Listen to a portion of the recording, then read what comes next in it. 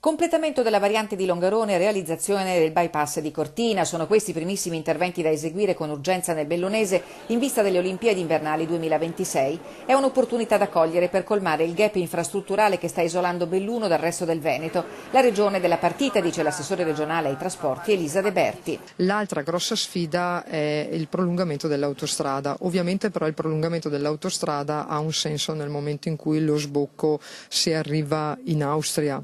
Ma noi dobbiamo avere l'accordo da parte dell'Austria di poter proseguire. La discussione deve perciò spostarsi al tavolo di Euregio con le regioni dell'Austria e con il Friuli Venezia Giulia. Dal tavolo delle infrastrutture è emersa una cosa importante: non si parla solo di autostrada, ma si parla anche di superstrada o di strada. L'importante è che ci sia un collegamento intervallivo. A Villa Patta di Sedico venerdì l'assessore De Berti e i tecnici della regione hanno illustrato la proposta del piano regionale dei trasporti 2020-2030 che ha una visione sullo sviluppo futuro di tutto il Veneto e che evidenzia le criticità di Belluno. Nodo cruciale la velocizzazione dei collegamenti ferroviari fra Belluno Venezia e fra Belluno e Padova. L'elettrificazione è una partita importantissima, il 24 andrà in CIPE il nuovo contratto di programma MIT RFI, dove il completamento dell'elettrificazione, i famosi 130 milioni, sono stati stanziati. Velocizzati i collegamenti e tolta la rottura di carico a Montebelluna, da novembre arriveranno nuovi treni.